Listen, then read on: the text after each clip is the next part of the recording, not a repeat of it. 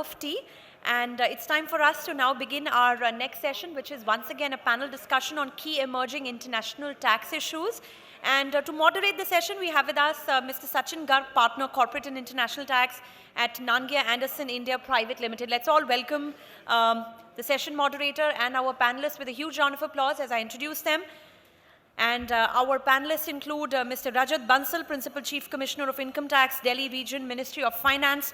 We have amongst us this afternoon Mr. Vaibhav Mangal, Associate Director Taxation, Perfetti, Vanmel India Private Limited, and Ms. Hasnita Mata, Partner and Head of Tax and Regulatory Services at Bhatia & Bhatia. So a distinguished panel to talk to us about the key emerging international tax issues, and we are very happy and honored to have amongst us Mr. Rajat Bansal, the Principal Chief Commissioner of Income Tax from the Delhi Region, Ministry of Finance. I'll request Mr. Rakesh Nangia to kindly welcome Mr. Rajat Bansal with a floral bouquet on behalf of all of us here at ASSOCHAM, and thank him for joining us on our program today.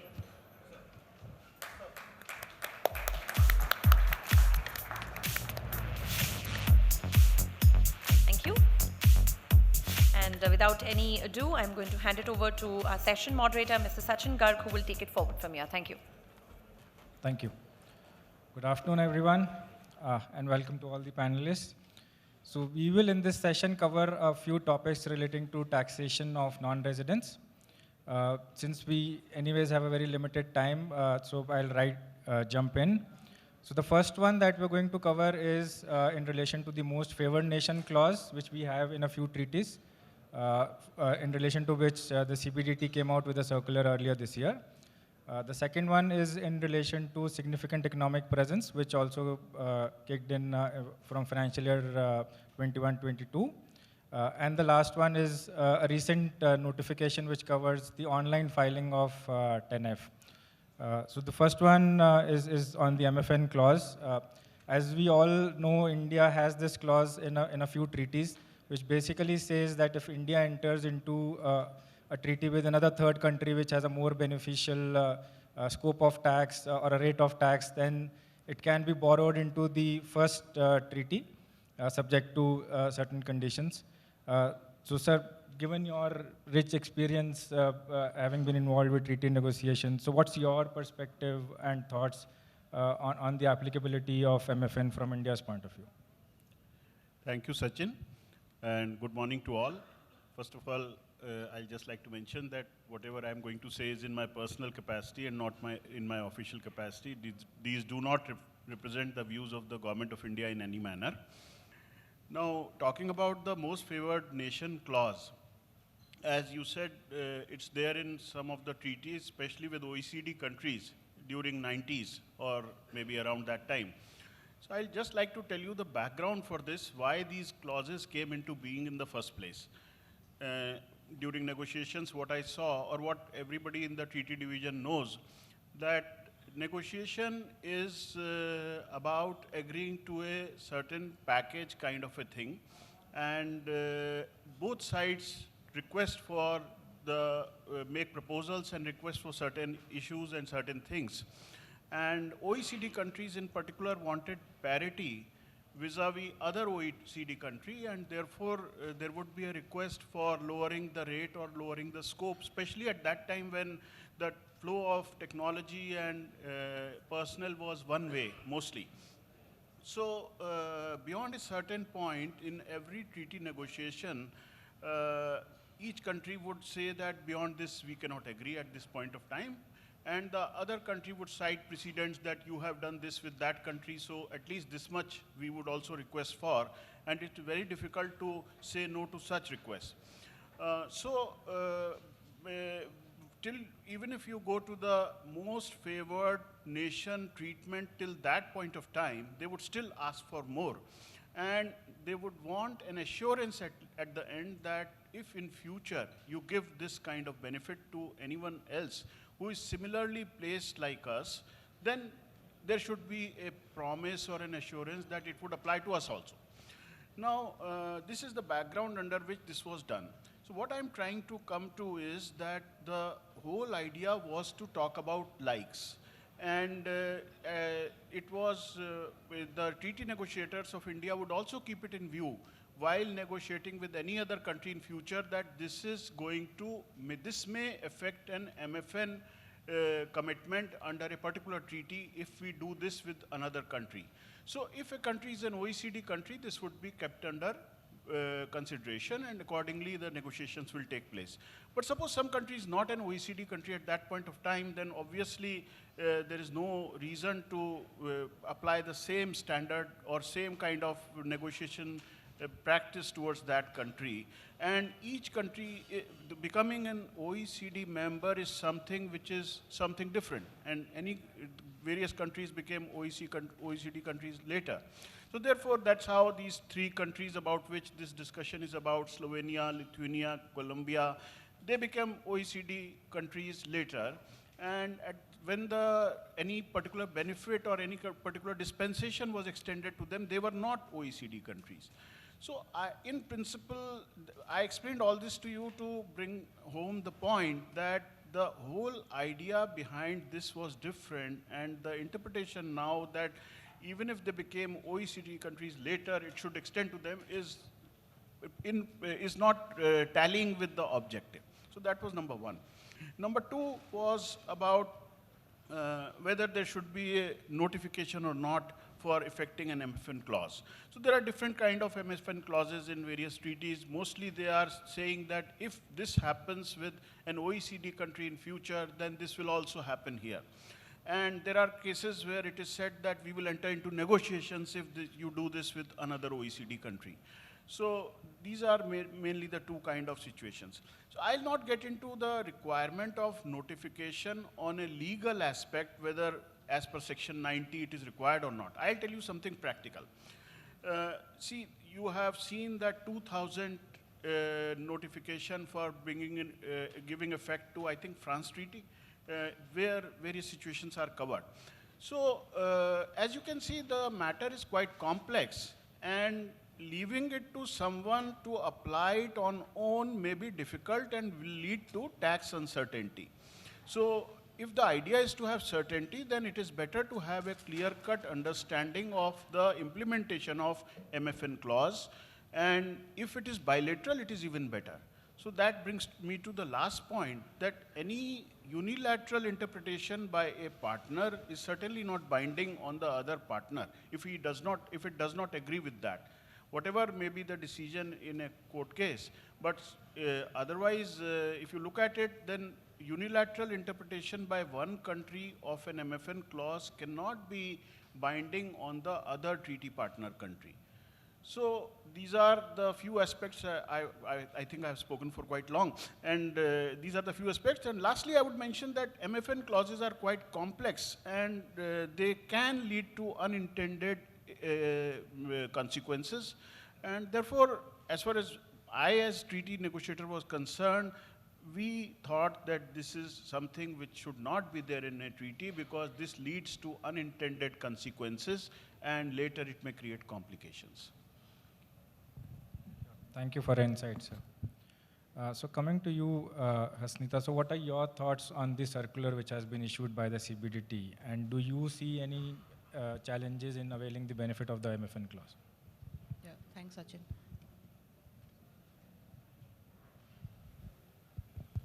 Yeah, thank you, sir, for the background. As sir rightly said, that typically the MFN clauses in various treaties have been structured differently. So it's not like wherever there is an MFN clause, it will always talk about comparable benefit being extended. So there are various treaties where it says subsequent action to be taken or situation to be reviewed. That being said, concerning the circular that has come, we all are aware that the matter has already been evaluated by the High Court, and certain guidelines have already been given, or explanations given by the High Court. I think the circular, probably one may want to read it in two different aspects. One aspect is that perhaps the revenue is stating upfront, as sir rightly pointed out, that as far as the treaty is concerned, it's a consensus document. So both sides have to agree to something. Now, if one side ends up saying something, even by way of an explanation, that is different. But if it is making a statement upfront of how it is wanting to interpret the MFN clause, it probably would be appropriate for it to take the buy-in of the other side as well, because then it's both sides giving an opinion on the same thing. That bit aside, as far as the implication goes in terms of whether the third country should be the OECD member at the time of signing the DTA, only then will the benefit come in. The courts have held so otherwise, because courts have decided on the word is. So where the MFN clause says that comparable benefit will be extended as is available to a third party who is a member of the OECD, the courts have interpreted is to mean at the time of the transaction or the treaty being invoked. So there is a disconnect with the circular which says that the person needs to be the OECD member at both points in time, at the time the DTA was signed and at the time the treaty was invoked. And the other aspect where it says about notification, again, the courts have already ruled that the MFN clause is an integral part of the protocol, and the protocol is an integral part of the agreement. And therefore, once the agreement has been notified under Section 90, then there is no separate or independent or additional notification that is required in order to invoke the MFN clause. So I think that area, the circular is sort of at a variance with how the courts have interpreted. And I think we would need to see for further development. The matter is, I believe, in Supreme Court. So we'd have to wait for the outcome of that. I think one thing which comes out in the circular is it seems that the entire background for issuing that circular was the controversy around using the MFN clause based on certain treaties where the country was not a member of the OECD when the treaties were negotiated. But ultimately, the circular concludes by saying not only just limited to that issue, but in general that there should be a separate notification. And sir, as you rightly said, not all treaties have that language. The protocol in all treaties does not have that language. And rightly or wrongly, the protocol does exist, which says that if India does enter into any such treaty, then it seems that it should automatically apply. So that's where there is a bit of a disconnect, which appears to be there. So from industry's perspective, Vaibhav, what are your thoughts on availing the benefit? Yeah, so thanks, Sachin. So on the issue of, for an industry perspective, taking a position. So if you are a tax deductee, you always take a conservative view. So for example, if you are taking a call for any deduction to be made on a dividend to be paid, you either you go for a 197 or you can't just, basis the High Court ruling, you can't rely completely on that. I would not advise. And the second, even there, 197 to an extent could be a problem for if it's a related party transaction, it's your group company, it's your parent company or whatever. Then I think even 197 in this kind of a scenario where the matter is sub judice with the Supreme Court, could be a difficult choice. So I think in that scenario, better option is to deduct tax at a higher rate, and in the tax return of the foreign entity, you claim basis the treaty, and if finally the Supreme Court agrees with what High Court has held, then you take that. Otherwise, at least your tax payment is covered in that sense. So I think better option is to be a little conservative if you are on the payee side. Yeah. So while you refrain from commenting on the separate notification, but if we take this interpretation as the right thing, that there has to be a separate notification, so wouldn't that make the MFN clause largely redundant because we really do not have any such notifications? But see, what does an MFN clause say? I'm not getting into the issue of notification, whether it is per se required as a legal requirement or not, because as you said, there is a court case already in favor of this not having a notification compulsorily, because the protocol is an integral part of the treaty, and it says that it will be done like this. And the treaty as a whole, including the protocol, has already been notified. So that is the point. But at the same time, looking at the practical side of it, the implementation, for example, in this case, in two treaties which are being cited to invoke the MFN clause, there is a split rate for dividend.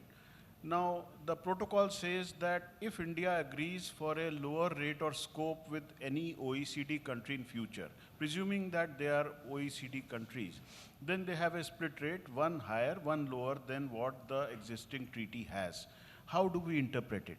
I mean, someone may have a view that only the beneficial part will apply, whereas someone else may say, no, both will apply. So what is it that so what I'm trying to drive at is that there is a lack of clarity. So these clauses do require some kind of consensus-based interpretation, and then only they can be interpreted. So the ideal situation would be that a notification which is concurred to by the treaty partner, and then there would be all win-win situation, a good situation where the credit will be available of the taxes deducted at source and no dispute. So that would be the ideal situation. Except for a plain straightforward situation where rate has been lowered and there is no other complication, there may be many more scenarios where either in terms of scope or even for a split rate, there would be a different interpretation by different people, and I do not know how one would implement it. So then to this, would one suggest MAP, to resolve? Yes, certainly. I think 25(3) kind of MAP would be can be a route to bring clarity to this. But even without that, if the two treaty partner countries are agreeable to a particular interpretation, then that can be, best is that give it legitimacy through 25(3). But even otherwise, like earlier, it was done by exchange of letters or by various mechanisms to bring further agreed issues to the treaty. That can always be done, and those two letters exchanged can be notified. Various ways are there to implement it. Sure. Thank you for the input, sir. So since we are on the treaty interpretation, so there's another related issue. It is not new, it's been there for years now, but somehow the litigation never ends. This is in relation to the definition of fee for technical services, where there is a make available condition in some of the treaties. So in the India-US tax treaty, there is a MOU attached with the protocol where the government of India has already agreed to a certain way of understanding on make available along with illustrations. But other than that, in the other treaties, we do not have the benefit of such illustrations. So any thoughts on that, sir? Is there a possibility of coming out with something like that for other treaties? Because as you said, that's the only way to do it, bilaterally agreeing to a common position. India-US treaty has an MOU, and that gives examples of situations covering make available, besides other aspects of Article 12 or 13, whatever it is numbered in the US treaty. So that is a bilaterally agreed interpretation through letters of, I think it's exchange of letters and then notified. Both sides have exchanged, and then both sides confirmed that understanding. So that understanding certainly is accepted by India. Now, if any other treaty, for example, treaties with UK or Canada or Singapore, I think Australia is also similarly worded in a sense, and maybe there are one or two more. So if they also have the same definition of fees for technical services or fees for included services, a restricted definition as compared to the wider definition under the law, our domestic law, or under most of the treaties, then if there is no difference in language, those examples which are in US treaty, to my understanding, my personal understanding, should be governing the interpretation under those treaties also. I see no problem with that. But if coming to including more examples and issuing a unilateral interpretation in respect of other treaties or even US treaty, the problem is that what happens, my experience with FAQs is that there will be certain set of questions put to the CBDT that please provide clarification on that. Then there could always be a positive answer to some of them, and there could be a negative answer to some of them. But the acceptability I have found is always of the positive answer, and in that context, one often quoted reason is that there is only the beneficial interpretation is permitted for issuance of circulars. And therefore, the other part is not acceptable. So I'm often at a loss as to how any clarifications which are balanced can be issued in this situation.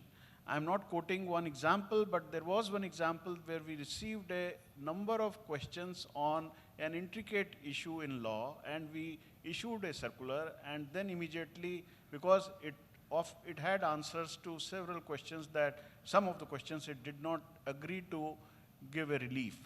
And then immediately there was a criticism that this is not, on the same ground I mentioned. But then when I asked one of them that whether there is any infirmity in this answer, so that could not be specified. But at the same time, the objection in principle that the circulars can only be beneficial to the assessee was raised.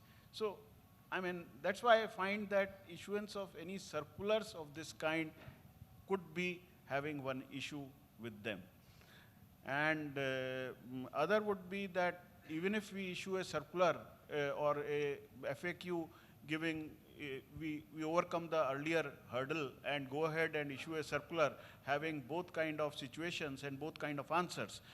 Then if the other country does not share our interpretation, then there would be another aspect of creating a dispute or not getting the credit in the other country. So there are pluses and minuses with the issuance of further circulars unilaterally on this issue, in my view. Sure. Yes, Weber. Sir, I agree with you that issuing a circular could be even more trickier for you. But in a sense, you know, there are so many rulings around this issue from both from the tribunals and the high courts. So if it can be looked at least on the litigation side, the cases which are clearly covered, you know, at least those can be, there can be internal instructions that at least those cases which are clearly covered in the make available, those may not be pursued. That would, you know, reduce the litigation and also increase the ease of doing business. I think that could be one option. If not circulars, at least that could be looked at. I'll give you just 1 minute, I'll more take, sir. In my past experience, I've seen there was an issue on a certain matter, you know, and which was in the telecom industry, which was agreed that, okay, and there was a Delhi tribunal ruling, favorable ruling, you know, and then when we went as a competitor, we went for the same matter, the department in the DRP came back and said that we are confirming that we have not filed an appeal against this, and basis that we got a relief in the DRP. Later on, you know, that issue was raised in the other company again, because they said, no, the matter has huge implications and all that. So what I'm trying to say is that, you know, even issues which are really covered, there are so many rulings around it, it's already there in the US treaty. If at least on those litigation can be avoided, that could be a game changer. Yeah. Yeah, very well explained, Vaibhav. So I'll just add to that. The concept is very, famous, of judicial discipline. So I think somewhere when we are talking of, like in the morning, Mr. Agarwal spoke about ease of doing business, simplifying, and we being stakeholders and partners with the government on it. So it saves everybody's time and resources to not keep engaging in issues which are already settled or fairly settled. And it actually saves time for everyone. So if we could have more initiative on that in terms of internal mandate to the officers, where some things can be kept on the back burner, especially where positions have already been taken in the courts and the revenue has not gone up in appeal. Certainly, these are very welcome ideas, and department is already working towards that. I think in the last Finance Act, the provision about having a substantial question of law in other case also has been brought in as a case for not filing further appeal. And there is a committee, I think it's called CTC, which is committee on which issues circulars on settled issues where an issue has reached finality. I'm forgetting its exact name. Kamlesh may know better. So there is a committee on technical this thing which came out with, after examining an issue where a finality has been reached due to various judicial pronouncements, then they would come out with a circular to bring clarity on that. So these things are of course very welcome, and nobody, neither the department nor the taxpayers would wish litigation on issues which are already settled. Sure, sir.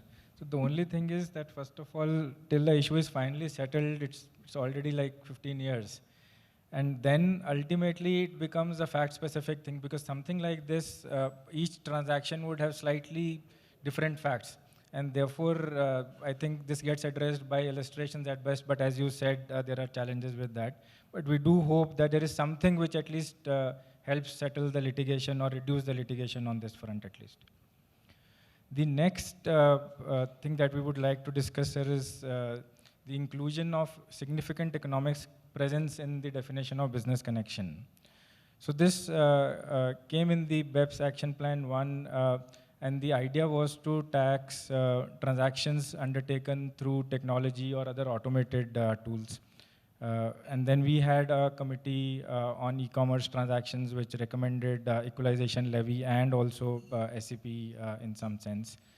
And finally, when it came in 2018 in the Finance Act, the memorandum again referred to the digital economy as a background to bringing significant economic presence in the definition of business connection. So Asnita, can I come to you first on this? So based on the current definition that we have, or explanation 2A as it defines significant economic presence, so what's your take on the definition? So what do you think it covers? Does it go beyond the digital transactions, or is it just limited to digital transactions? So it clearly appears that, and as far as the intent of introducing the concept was concerned, the memorandum explaining the finance bill was very clear that it has to do with digital transactions, because that is what has been troubling, globally, whether it is stakeholders on either side of the e-commerce transactions escaping the tax net. And I think everybody has evolved over it and understood it better, yet we are, a real solution eludes all of us. And the global stakeholders are still working at it. In the interim, India decided to go ahead and introduce this concept.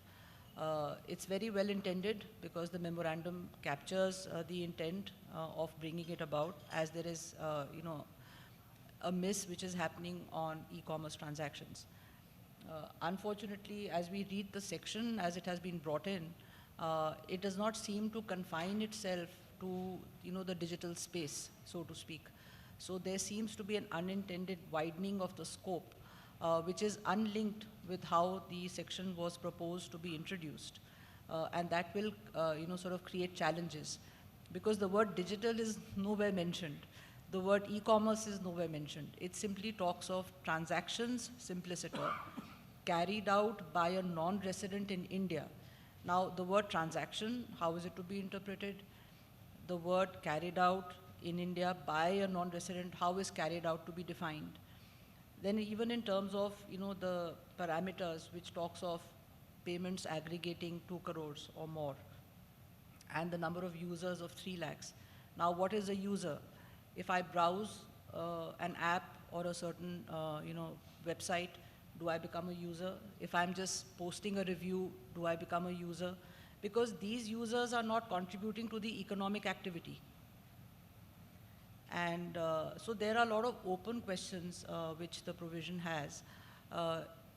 Alongside it, like even if one sort of for a moment puts a blinker as to the exact definitions, one takes the presumption that yes, it has to do with the digitized economy and moves on, then what about attribution? How do we determine? Because all these questions are there, like in terms of how to get to the actual act of attribution.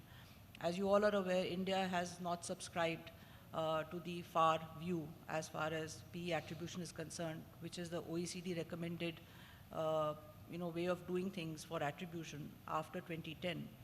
So India continues to follow the pre-2010 position of apportionment or attribution or allocation. And when the draft rules were circulated, people did get back and explain that we probably may have to do fractional apportionment and not even direct apportionment. So there are a lot of open issues, Sachin, and a lot of challenges, because it's okay, it's like, you standing at a red light, it turns green, you move a little forward, and there's no petrol in the car, and there's no steering wheel. So you're just sort of sitting somewhere in the middle. And it exposes things as far as assessees are concerned. It doesn't give us a clear roadmap of how to address it. Will we become potentially non-compliant? These are the concerns that it has raised. Sure. So your views, so what do you think is the coverage of SCP, and how do we attribute anything to it, since it became applicable from financial year 21-22, so the returns are due now. So as she rightly said, so we don't know what to do. So is some kind of a formulatory approach just which the taxpayer follows will be acceptable to the tax office? So what should be the best course of action? I think Hasnita already gave a background for introduction of SEP in Indian domestic law. And it was due to the BEPS Action 1. And if you go through the BEPS Action 1 report, and particularly in respect of the broader tax challenges, as they call them, under which this is discussed, there it is acknowledged that due to the new business models, the earlier concepts of PE are no longer relevant, and it is possible to do business at much more significant scale than before without any physical presence or without any agent or without any other PE requirement, traditional PE requirement. And therefore, that concept is kind of outdated, and the nexus should be redefined. So that is the essence on which this premise is built. Of course, the start point was digital income streams per se, but the report itself says that there could be, if it is confined to just digital income streams, then there would not be neutrality in terms of doing business, because similar thing can be done through different means, and then there would be an incentive to shift the business to a different way of doing business.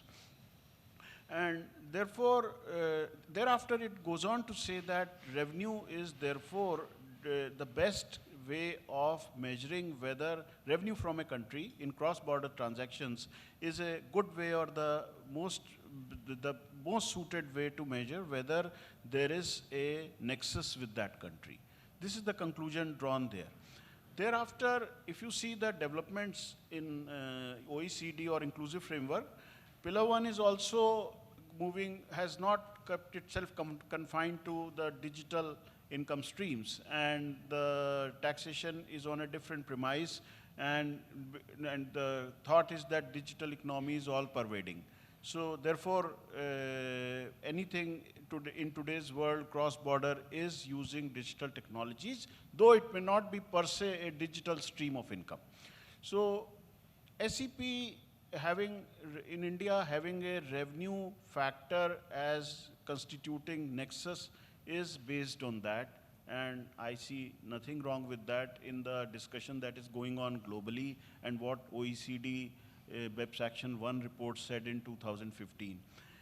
Now, coming to the attribution of income, there also the BEPS report itself acknowledges that traditional ways of measuring or determining the income or profits attributable to this kind of business connection in domestic terms or nexus will be different and not possible through the till now way of OECD's way of FAR. It would not be possible. And obviously there are no accounts specific to this activity. So they have themselves suggested that they have explored various ways, and they are referring to fractional apportionment, they are referring to deemed profit methods and such methods. So, and as far as Indian law is concerned, SEP is introduced as one kind of business connection, and it is culled out from the normal business connection and placed in a different explanation in the law. And the attribution method is definitely separated out from the normal way of apportioning income, where it is said that only to the operations confined to India the income will be apportioned, whereas in case of FCP that particular phrase is absent and it is placed under a different explanation. So then if you see what are the ways where it is difficult to attribute profits in case of a non-resident, what is the solution? In domestic law, it is Rule 10. And I think I could not see any restriction on using Rule 10 for determining profit attributable to an SEP. Rule 10 is very widely worded. It has various options, including a residuary option or residual option under which it is left to the best possible way to determine the income of SEP. So, of course, this is a challenging area and there would be difficulties which will resolve over time. So let's see how it goes, but it's not impossible or it's not facing something, according to me, it's not creating something which cannot be overcome. And lastly, as we all know that SEP is applicable only where it's a non-treaty country case at the moment. And since transactions with almost all major countries with which we have economic transactions are having treaties with India, so it will be applicable only in the remaining cases. So I think let's see how it goes, and it has been recently introduced. Maybe, I'm not aware, but maybe there is a thought process to bring out something more on the attribution. Sure, thank you, sir. So one input we hear is that you see Rule 10 being used as something which is acceptable. The second thing, let's assume there is a situation where the non-resident does not have any presence at all in India, as in not, so I go outside India or an Indian resident goes, let's say, to some country and purchases goods whose value is more than 2 crores and gets them into India. So if this is covered, but then there is no presence at all, so the transaction is with a person in India. But in such a situation, it's hard to believe that there could be any attribution to a transaction like this. So any thoughts, Weber? Yeah, I think that kind of a transaction should not get covered if you're going outside of India and purchasing outside of India. But in terms of, the other implications for this, as sir rightly said, that the treaty countries are covered, and in that sense, it doesn't raise issues in that sense. But then it increases the compliances. There's a, in a sense, there's a Pandora box of compliances which opens for everyone. So earlier, the industry was taking a position that for, let's say, purchase of goods, you were not taking, you were assuming, or you were taking that, okay, this is not taxable, and you were not taking, let's say, TRC, 10F, and those kind of things.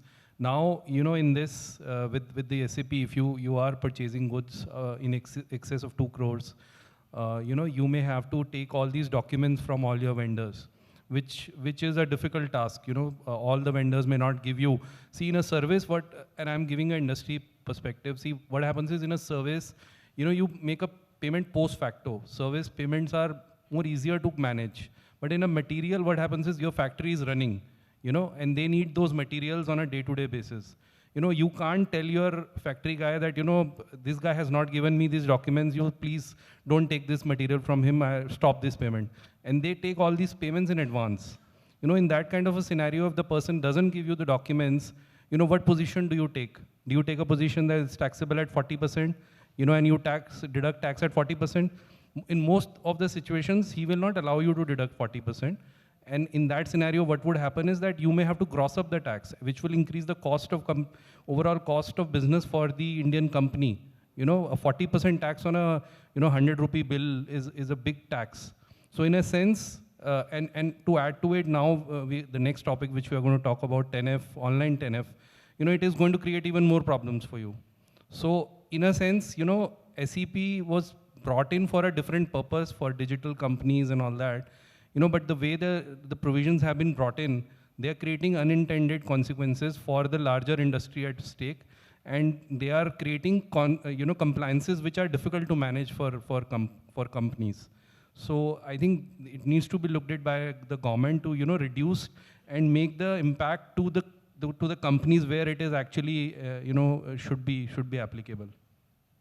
Yeah. So the non-resident seller of goods and services could still at the end of the day use some methodology to compute an income, attribute something and pay taxes on that basis. But any thoughts how a deductor, today an Indian resident has a transaction with a third party and it gets covered under SCP. So as a deductor, are there any safeguards and is there anything that a deductor can do to withhold appropriate taxes on a transaction like this?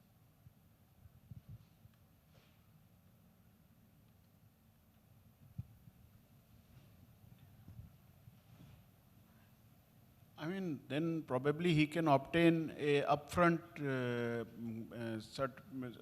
certificate under 195(2) from the officer if one wants tax certainty is one thing that comes to my mind. The only thing, sir, the basis of any attribution, that data third party will never provide a deductor in India. So we see some challenges around that, at least from a deductor's point of view, even though a non-resident recipient of income may still at the end of the day be able to compute on some basis. But from a deductor's point of view, there is still a challenge that we foresee, and if there is some clarification on that, it will be helpful. You want to say something? So a little bit unconnected, but the point on the same section, because this covers goods, property, and services. So probably again there is an unintended overlap with royalties and FTS from a business connection standpoint. Like you are trying to take it as income from this, but you already have income under royalties or FTS. So I would like to assume that when we have a specific provision for royalties and FTS, we'll opt for that, which was always the case with having a business connection. That's why, yes. So for EL also they have done a mutual exclusion. Yeah. So what is covered under EL is going to be excluded from SCP purposes. Yes. But yet again, I still feel that it's a little nascent. I think it needs a little bit more consultation because there are a lot of rough edges and there are a lot of moving parts. And the more we'll go into implementation, we'll discover a lot more roadblocks.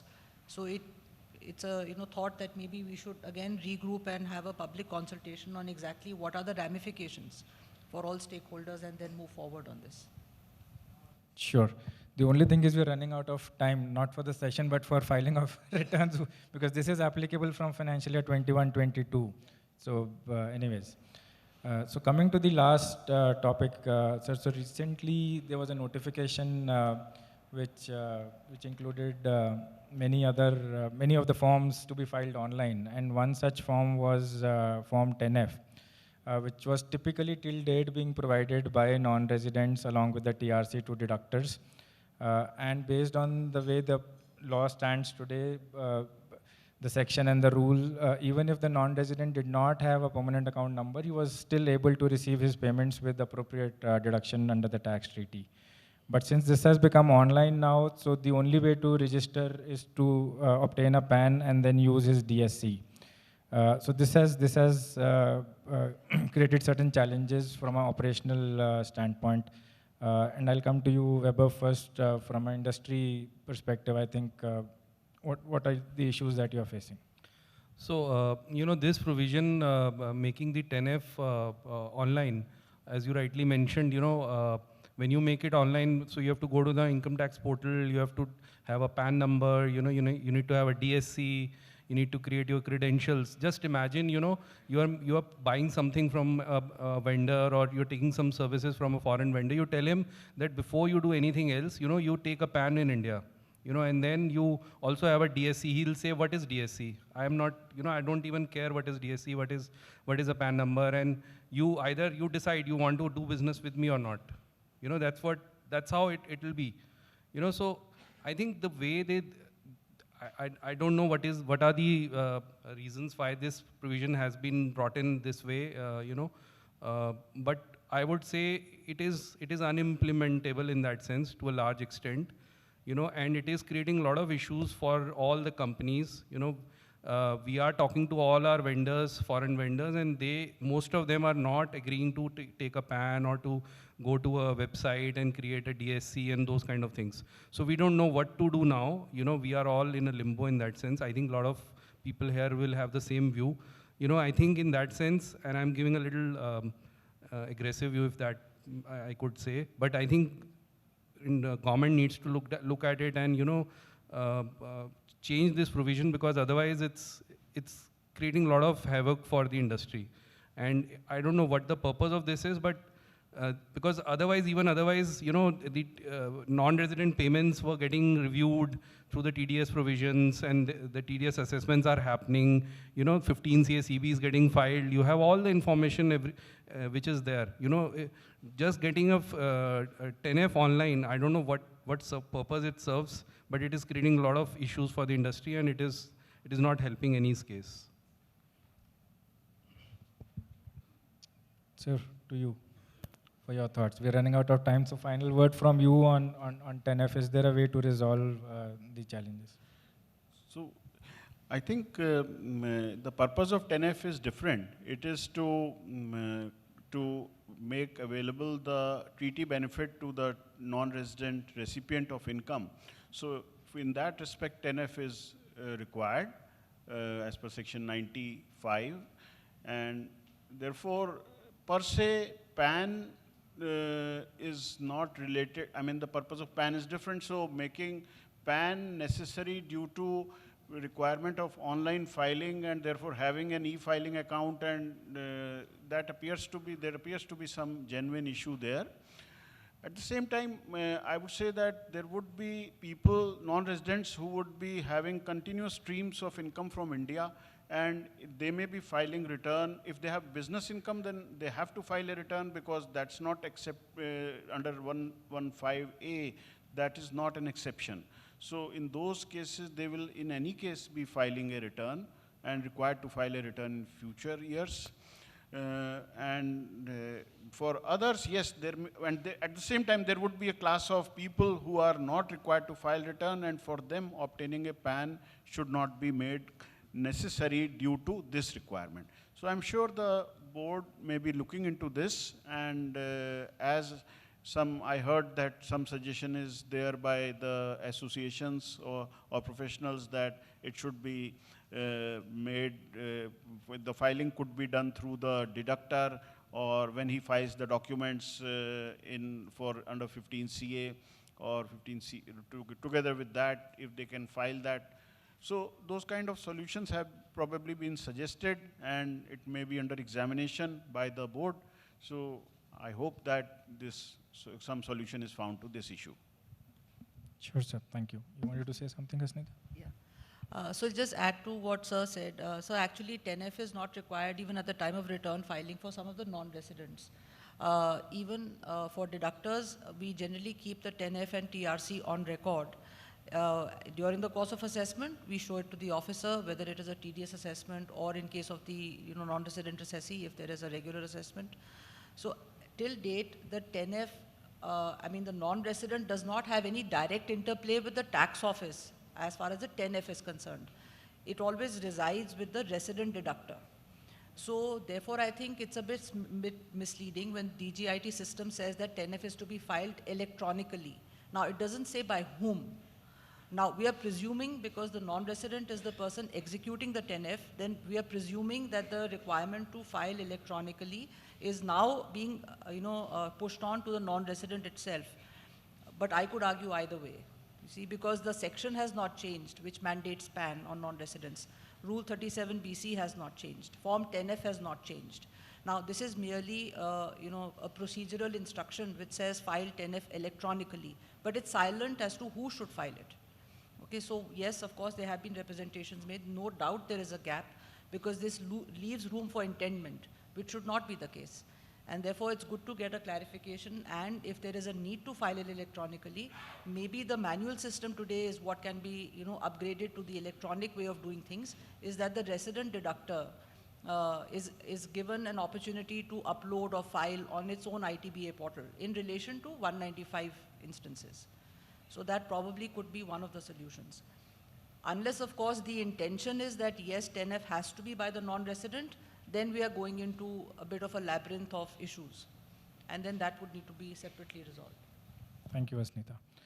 So we've run out of time, so we are happy to take questions, but not right now. So on the floor or offline, so please feel free to discuss. So not to delay the session after us. So thank you, Rajat sir, thank you, Hasnita and Vaibhav, and happy to take questions separately offline. Thank you. Well, thank you very much, Mr. Garg. We'd also like to thank Mr. Bansal, Mr. Vaibhav Mangal, and Ms. Mata for joining us and sharing with us their expertise. And like Mr. Garg said, since we have run out of time for questions, please feel free to catch hold of our panelists during the lunch break, and you can ask your questions one-on-one. For now, we'll move on directly to our next session, which is once again another panel discussion on cross-border trade and tax implications, the 3 key FTAs for the European Union and the UK.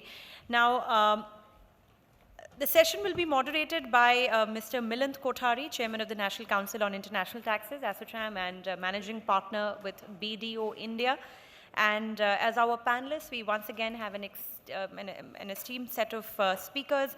Mr. S. Ramesh, former chairman of CBIC, Mr. Vineet Agrawal, co-chairman, National Council on Direct Taxes, ASSOCHAM, also senior executive vice president and group head taxation at the JSW Group, and Mr. Udayan Choksi, partner, Khaitan and Company, are joining us for this session. We'll request everyone to kindly remain seated. We promise you ample time for and opportunities for networking during the break. For now, requesting everyone to kindly remain seated. We are going to start with our next session now.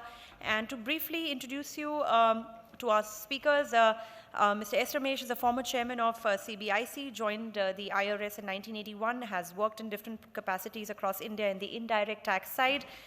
He was also Chief Commissioner of Customs in Chennai and also Director General of Systems in CBIC. And he was also elevated as a member CBIC in 2016 and then as the Chairman CBIC in 2018. He was also the Vice Chairman of the World Customs Organization for the Asia-Pacific region. During his tenure, he was a part of the GST Council and oversaw the launch and implementation of India's biggest indirect tax reform, that was the GST. And we also welcome once again Mr. Vineet Agrawal, co-chairman of the National Council on Direct Taxes, Mr. Udayan Choksi, partner, Khaitan and Company. And with that, I'll hand it over to Mr. Milind Kothari, who will take the session forward from here. Thank you. So good afternoon again. I'd like to start straight away on the subject because we have a tight schedule now in terms of time. FTAs, of course, have been in news. As I mentioned earlier in the opening remarks, Honorable Commerce Minister, Mr. Piyush Goyal, is pushing hard to get many FTAs executed simultaneously. So it's an interesting subject that we are now pursuing after a hiatus of many years that India is so active on the FTA signing spree. So let me begin by asking this question to the panelists here, is that there has been a couple of FTAs that have already been executed, that is with UAE earlier in the year and thereafter Australia. And now we're in discussion with 3 at least, as we know, that is with UK and EU. And of course, in the discussion is also with Canada. So my question is, what has been the journey of India on this particular subject of FTA? And what's the experience so far in terms of actually improving our trade balance? So, Mr. Ramesh, I'll start with you and we can go from here. Thank you. Thank you. Thank you once again for inviting me for this very important conference. I think FTAs is a very hot topic, hot topic now. And India's presence in the world is often felt today because of the FTAs. Now, we would like to take a step back and understand how the FTAs have evolved over a period of time. Of course, there are about 450 FTAs as of now across the world in different countries in bilateral format, multilateral format, regional format. But I think India's journey of FTA can be seen in 3 phases. I think the first phase would be the 1975 Bangkok Agreement, which was a very, very sort of primitive traditional agreement in 1975. Then came the spate of FTAs with the Indo-Sri Lanka bilateral free trade agreement in 2000. And then, of course, for 1 decade, we had several FTAs with the ASEAN countries, with Japan, with Korea, and other countries. And of course, now a new phase, I would say, a totally dramatic phase of FTA has come which is in 2022, and which is totally, absolutely far removed from the type of FTAs we have signed earlier. So what happened to the FTAs in the past? What was India's experience of the past FTAs? I think we need to dwell a little bit to understand where we are today and where we came from. Now, as far as FTAs are concerned in the past, especially the phase of the bilateral FTAs and regional FTAs which India signed, three things are very, very important. First, of course, is the fact that FTAs, which were supposed to deliver a lot of economic growth and a lot of exports to India, did not actually happen. In fact, while trade increased with the FTA partners, whether it is Japan, it could be Korea, it could be the ASEAN countries, bilateral trade increased, but Indian exports actually were not really growing up. I think the main issue was of trade deficit with all the major FTA partners, and that was a sort of not a good, good experience which India had over the years with all these FTA partners. The second thing, when you compare the exports of India vis-a-vis the FTA countries and the non-FTA countries, the growth in the FTA exports were not as much as the other countries. And I think that's where I think the FTAs failed to perform. And then finally, I think the FTAs were sort of lacking in certain respects which India understood, in the sense that there was no automatic trigger for a safeguard mechanism in the FTAs in the past. And also the rules of origin also were not so sort of tightly written. A lot of minimum value addition norms were missing, with the result that a lot of surge of imports came with the result of FTAs. And India was badly hit, whether it is the zinc sector or the aluminum sector or steel scrap, or whichever area is there, or paperboard. A lot of imports came in a surge, and the FTAs were not giving the results it was intended. And I think today, where India stands on a cusp of change, so India has before it a dynamic landscape in the world. India is now positioned as the 5th largest economy. It has its newfound interest, as he says, to sign FTAs. All the countries in India are looking forward to India. All the countries outside India are looking forward to signing an FTA with India, because it has a huge market and it has a huge potential for change. Even UK is so keen to sign an FTA with India because they find that this is such a huge market they cannot ignore. And I think India has now understood that given the past experience, it needs to recalibrate, it needs to reorient the way traditionally we have been thinking about FTAs. Now, India's new strategy, which the Commerce Minister has unveiled over the last year or so, whether it is the India-UAE FTA or the India-Australia FTA, we've been doing a lot of rethinking about the way FTAs are actually signed. One is the record time in which the FTAs are negotiated and signed. The India-UAE FTA was negotiated in a flat 88 days. It has about 881 pages. A lot of information and a lot of non-traditional tracks were covered. For instance, about digital trade, about MSME. A lot of things were covered, but all that done in a record time of about 88 days. Same thing with Australia also. So India has come of age as far as FTA is concerned. It is understood where it needs to. It needs to look at countries where it has greater complementarities, greater export potential. And I think this is good for India. The future FTAs which India is going to sign is going to bring a lot of economic growth and a lot of export potential. In fact, already the India-UAE agreement, which was signed off in February and became effective in May, in a couple of months itself, the export of gold jewelry, plain gold jewelry, hit a record 70% growth as far as India-UAE is concerned. Indian exports took off. So I think the potential of FTA is now being harnessed by India in a much better way, and I think that's where India has learned from its experience in the past. Thank you. Thank you. And Udayan, I'm going to ask you this question. US, China, EU are the largest trading partners, and we have only 18% of our trade which is actually within the framework of the FTAs. How do you see this? How relevant are FTAs to lead us to larger growth in this part? So I think I'll just pick up from where Mr. Ramesh left off, which is that he very nicely explained the evolution. And I think just one thing to add, and that addresses the point you're on, which is we've now moved towards, in our mindset, moved away from multilateral to bilateral. So for example, in 2019, we exited from RCEP, which was supposed to be the world's largest in some sense, if you count the number of countries involved. It was all of ASEAN plus Korea, Japan, Australia, New Zealand, and China, of course. And then for partly geopolitical reasons, partly we felt that we wouldn't get the access that we would lose versus what we would gain.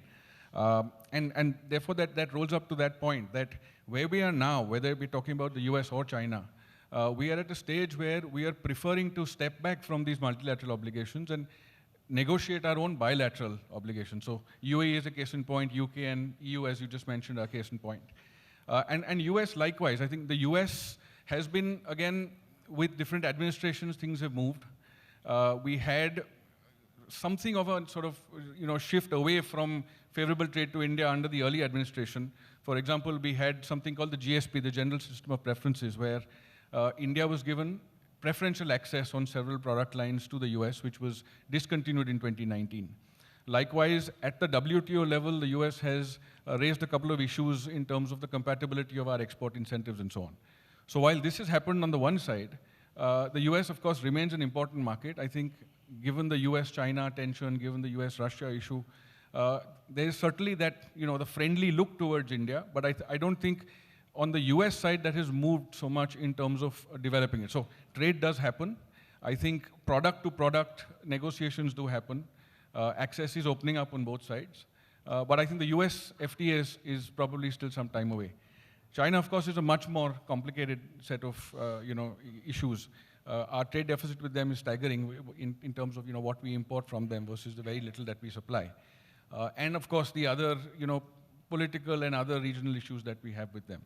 So in addition to the three issues that you just mentioned, the three treaties that you just mentioned, so we also have with Israel, where we're looking with the GCC and we're looking with Canada. So it's now 6 actually treaties which are being negotiated, and like I said, all of these bilaterally.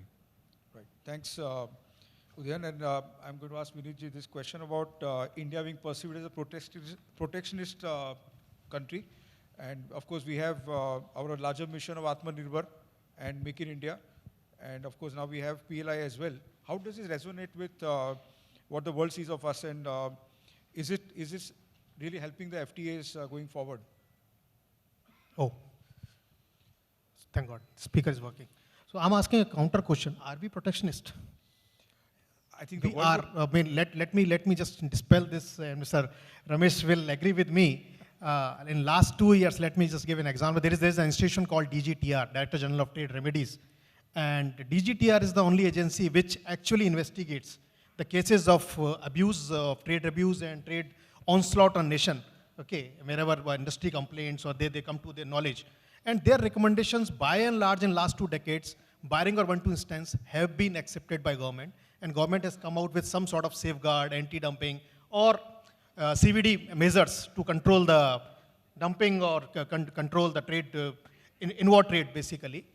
But in last 2 years, hardly 1 or 2 instances where the DGTR recommendations have actually been accepted.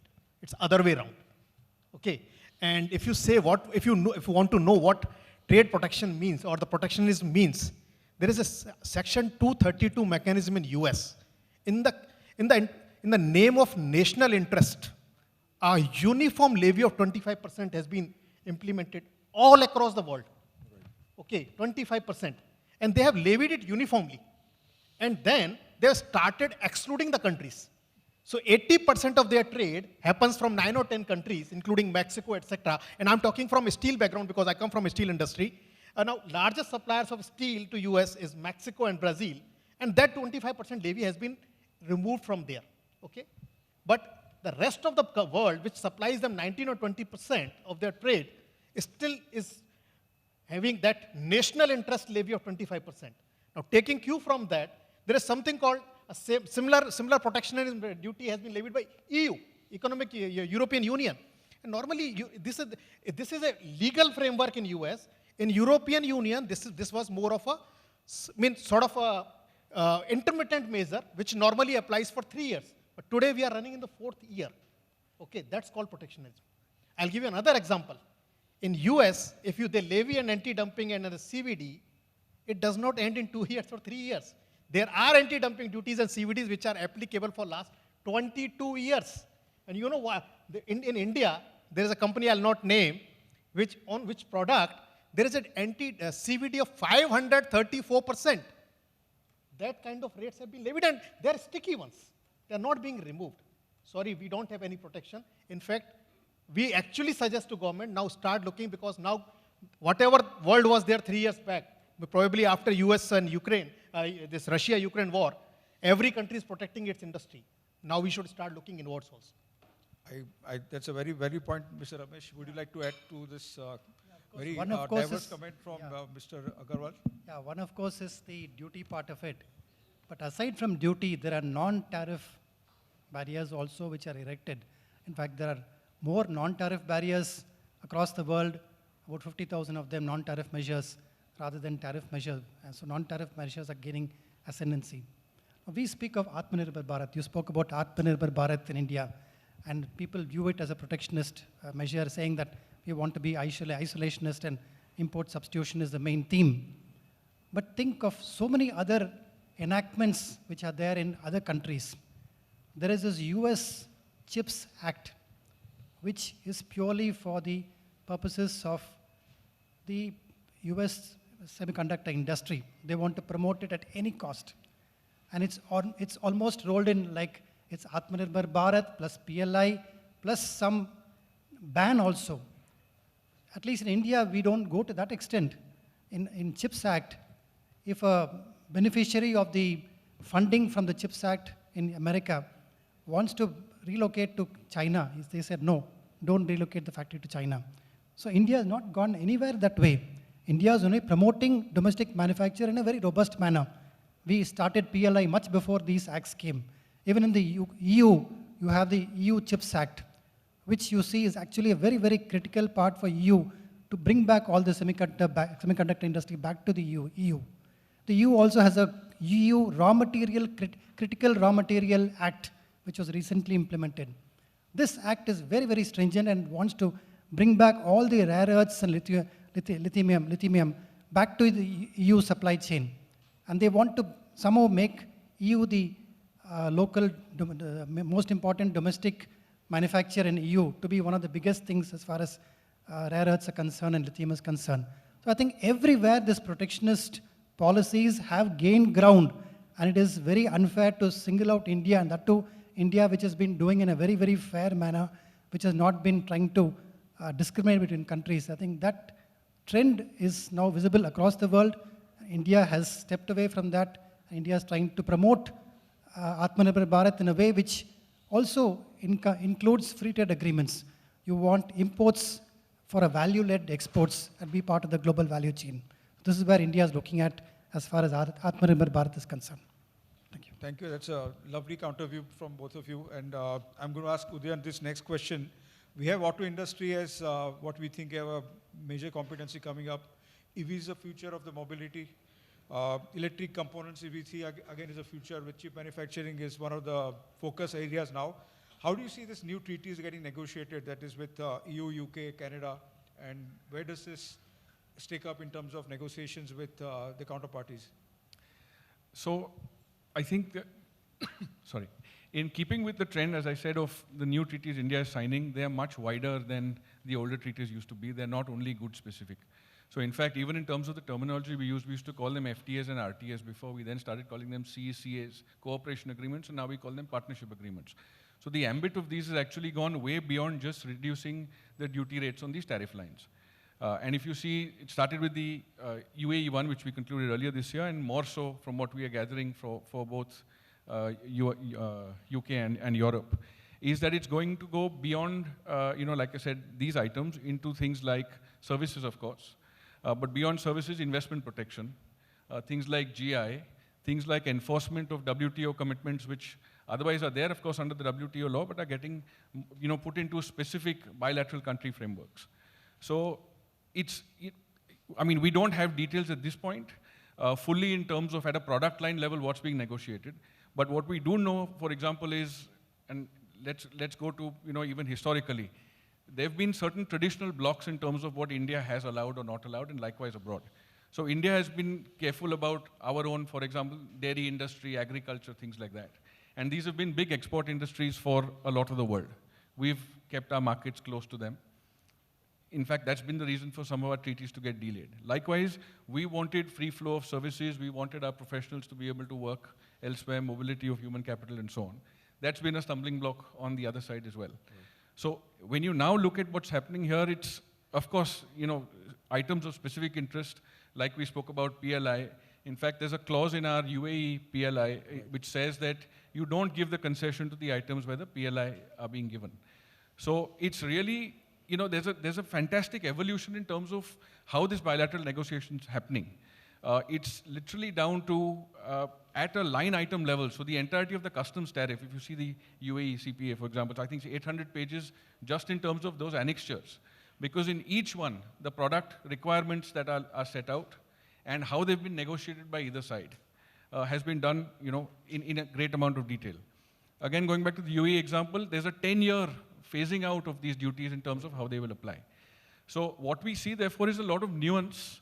It goes by industry, and I think actually there's a message, if I can give one to industry here, which is that it's often felt, and this we hear from negotiation parties from other countries, saying that there's not enough sometimes data available on the Indian negotiation side, and therefore sometimes as a country we might be losing out, because the negotiation teams from our side don't have that, the data to back up what we are trying to negotiate on the other side, and therefore sometimes we might sell ourselves short. But overall, like I said, it's becoming very industry specific, very bilateral specific. So let's take the Europe, for example, or the UK, for example. One of the things which is being negotiated is that alcohol from the UK will come down from 150% to 30% over a 3-year period now. That, of course, will make a lot of people happy. But likewise on cars, that's been a much stickier point. So there have been two-way discussions in terms of can India set up R&D facilities in the UK, and then that becomes a sort of service transaction, versus being actually in a situation where we're importing what gets manufactured in the UK.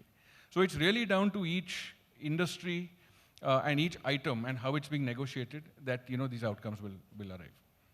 Lovely. I think, Vinitji, I think you need to step in here.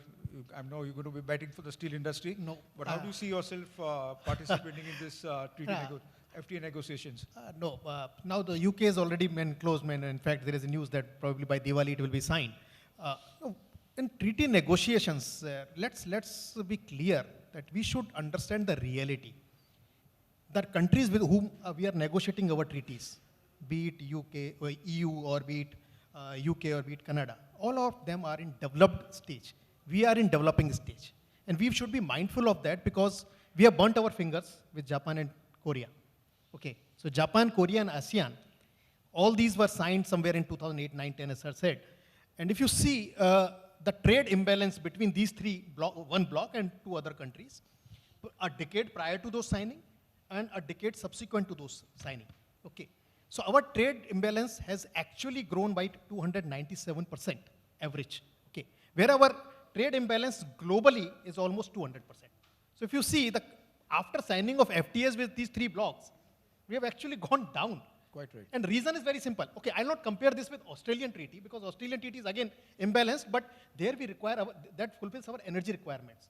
My treaty with UAE fulfills my energy requirement. My jewelry export may be a filler, but actually I'm saving myself for my energy requirements, whether it's coal from Australia or whether oil from UAE. Right. But now coming to European Union and UK, of course my steel will again come in. There is a new concept now, climate change controls, this concept of climate change. I mean, can India afford that kind of clause in a free trade agreement with a country which is in a developed stage? Entire Europe and UK, they don't use blast furnace route for steel making. Whereas in India, except 1 or 2%, my entire capacity is blast furnace. So you can't remove carbon from steel in India, and you can't add carbon in UK or European Union, where all electric arc furnaces are being used to recycle the existing scrap. So if you bring in, it becomes unviable. And what kind of product? In fact, now we are an emerging economy in which services are taking bigger part. If you take India, are we exporting engineering exports? No. If you see my export or my trade with US, again I'm going to US because that's my favorite topic. US is our largest trading partner, okay? But How big are we for US? Entire US import, we are only 2.5%. China is 19. We stand nowhere. Still, why? Because we are not exporting our engineering products. What we are importing, we are re-exporting. Our largest export to US is what? Gems and jewelry. So we import rough diamond, we polish it and re-export it. Only a minor value addition. What bulk drugs we import from various places of country, including world, including China, and then we are our pharma products. What is the product we are making ourselves from raw material available in India, and then we are selling? Actually, that brings the value to country. That brings employment to the country.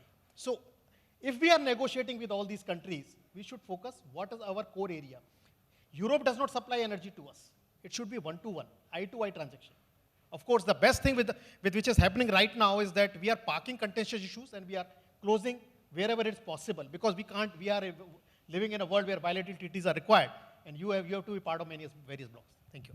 Right. I think that's also quite interesting, and you, as you rightly mentioned, US has been your favorite country to focus on in terms of trade, and of course, it has a lot of potential, but there is no FTA in the offing, as we all know, and of course, services is one particular area where one could say that this is homegrown in terms of the content that goes in terms of exports, and value addition is the highest in services as opposed to most of the manufactured goods that we send out, such as gem and jewelry that you mentioned. I come to you, Mr. Ramesh. There are non-traditional tracks in now newer FTAs that we now are foreseeing, that UK, Japan being one of them. And there are new issues that are getting added, such as sustainability, inclusivity, intellectual property, government protection, data flows. There's a talk about digital data, which is there in the UK-Japan treaty. There's a mention of creative industries, fashion. So what's the new trend in terms of how FTAs are getting drafted now? FTAs across the world can be broadly divided into two types. There can be shallow FTAs, there can be deep FTAs. Now, shallow FTAs don't allow for much of integration with both economies in the FTA partner countries, whereas a deep FTA is supposed to be enhancing the economic integration with both countries and part of the global value chain. Now, in the traditional way in which India was signing the FTAs, we were looking at trade in goods, trade in services, and a little bit of investment. And that's all it was to a FTA which was being signed. But today, as the world has emerged and more consciousness is there about, say, environmental protection, climate change, labor standards, for instance, these things are going to be very, very important in any bilateral or multilateral negotiation. And India is also coming to terms with this particular challenge which it has to face. Take, for instance, a simple thing like public procurement. Now, public procurement has become a very contentious issue. Now, there are different types of trade agreements which involve WTO plus items and WTO extra items. It's known as WTO X and WTO plus. WTO plus items are those items which are within the ambit of WTO law. And it could be about customs and trade remedies and all those things. But WTO extra is something regarding environmental action, climate action, about labor, about sustainability, about competition policy, about so many other things which are not part of the WTO law, but still in a bilateral or multilateral agreement, these things get triggered in, and they find a place in these agreements. So what India is now facing is that, I was mentioning about public procurement, for instance. In some of the countries which now are negotiating with India, I'm aware that not only public procurement at the central government level is being looked at. They are saying, give us access to the state level, give us access to public sector units procurement, give us access to panchayat level procurement. This is the level they want across the board in India. So this is the level of granularity they're going, and they're trying to exceed so much of things which India is not comfortable with. Even regarding the issue regarding climate change, which Mr. Agarwal was saying, Vineet Agarwal was saying, I think a lot of issues are there about climate change. India is in a growing phase. How can India accept certain very rigid norms which other countries are following as part of the bilateral deal? So I think India has to evolve its own method of dealing with these contentious issues. It has shown the way in some way as far as India-UAE is concerned. India-UAE is not a very deep FTA. Even the Australia is FTA, which is signed, is only an interim agreement, and they have not touched these new tracks. They have not got into the environmental aspects or labor aspects. It's part 2 of the agreement. It's yet to come. Right. So I think India is now facing all these challenges. The Indian negotiators are really working very hard to make sure, as he rightly told, to ensure that Indian industries are not unfairly affected by these stringent standards which the other countries are already following. So I think it's a long way. India has to take a lot of steps, but I think India is trying to manipulate and navigate this space very, very carefully. Thank you. Udayan, would you like to add anything to Mr. Ramesh's comments? So just that, like he said, it's not part of the WTO law just now, but there are ongoing parallel negotiations at the WTO level to make the multilateral agreements also. So I think it's a matter of time, but there is this tussle between developing, which we see play out quite clearly. And I think two more examples, and we were talking about earlier at our break about the other agreement, the US agreement, and what we have there is it's precisely for those reasons that we've actually chosen to step out of it. Both in terms of the labor, there are certain restrictions on the labor side that they wanted to bring in, the other is environment. So of course, certain use of certain technologies, but also in terms of emission norms and things like that. So I think we have taken certain calls. So again, that's another multilateral we backed out of on this ground, saying that it's not in our interest to actually sign up for terms that we actually can't deliver on. Great. I think the next question is, I'll just stay on, because you just earlier mentioned about that India dropped out of RCAP in 2019, and now we have IPEF, that is Indo-Pacific Economic Framework, yes, to look at, which excludes China, but interestingly includes US for that matter. How does this really work for us, and where are we on this particular So we've framework? decided not to get into this one as well, right? In a sense, following what we did with RCEP. And what I've been reading, so this was actually a US initiative in terms of saying, let's create a supply chain, this move towards creating alternate supply chain, China plus one and so on as they call it, was the origin of it. So this is a bunch of countries in the Asia-Pac region and we were supposed to be part of it. But for now, I think we've decided to back out, and these are our two fundamental objections. So the coverage there was on sustainability. They talked about, creating new supply chains. They talked about environmental norms, which would become part of the treaty. And in fact, they talked about tax simplifications also. So there were various things there that I don't think we are, as Mr. Ramesh said, we're not ready for at this stage. I think key among those were the labor and the environment side. Right. Vinitji, anything you would like to add to this part? For the Yeah, IPF let's revisit RCEP. Basically, of course, there are geopolitical reasons for that, but actually India has lost nothing. Basically, there are 15 countries in that. Right. And out of the 10 are ASEAN bloc, we already have a comprehensive agreement with ASEAN. Other two countries, Japan and Korea. Australia, we've already signed. Right. New Zealand is not a big trading partner, so only remaining country is China, which anyway we didn't want to sign. Right. Okay, so RCEP is not, but India is the latest one.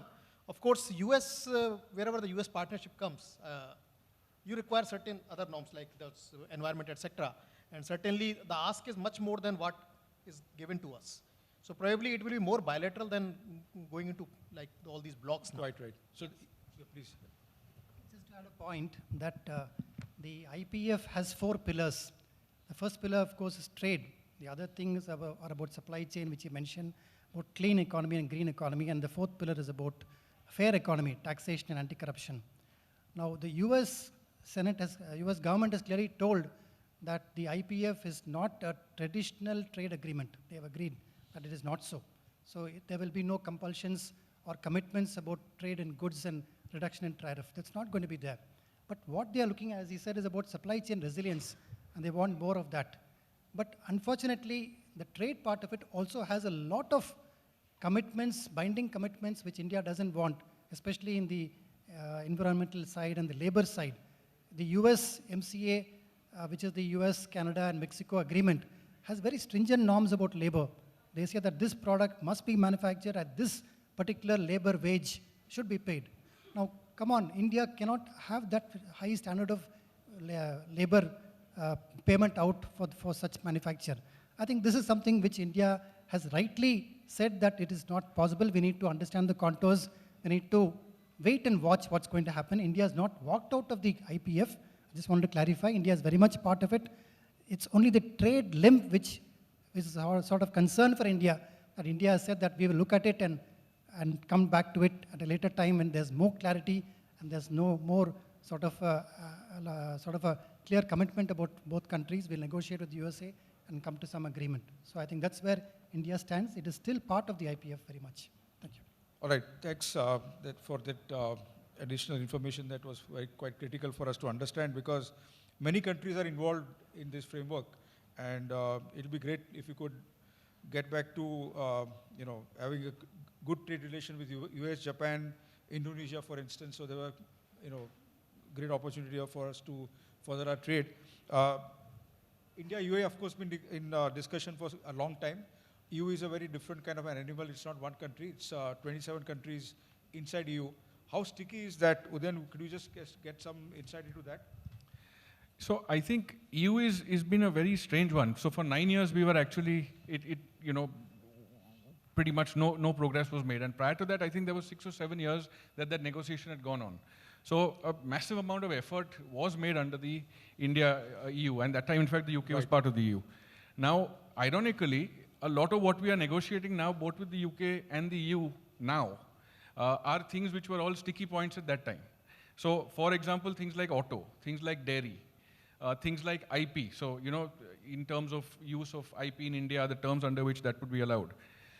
These were all sticky points at that time. Alco-Bev was another one in terms of what rates on alcohol should apply. These are all now items where we have, in a sense, changed our mind from that time. Right. Our economy has evolved. The way people are spending, what sort of products they want to import, that's also changed. I think 2 other things also became something of stumbling blocks at that time. One was, unfortunately, there were certain bans. So our certain fruit exports, certain drug exports, for supposedly quality control reasons, one really doesn't know. That actually took the momentum out of some of this. And this issue about labor, we've constantly wanted this recognition of Indian qualification and mobility for our people. So, like I said, ironically, what we are now ready to give up and what the EU is willing to give up, the UK are the same things which were stumbling blocks earlier. Right. So now we are at that stage, but which is not to say that it's all going to be very smooth. As I told you, in this new bilateral framework, everything is being negotiated line by line. On the auto, so let me take auto as an example. I think that this came in the papers also. Autos, they want substantial reduction in duties almost immediately, and our auto manufacturers in India are talking about a staggered relaxation of that. Mm-hmm. So, there are these examples where industry has put forward and their submissions, they've been taken on board. In fact, I think that what they said is, on what we were discussing in terms of the timeline, substantially, the elephant is through the door. It's now the tail, but those tail has a couple of critical elements left in it. So we're not seeing 0 for 0 agreements anytime soon, such as 0 item excluded and 0 items having tariff for imports and exports. Not seeing that very soon, given that we have, as a developing country, we have many challenges, and we can't give this kind of open door to our trade partners.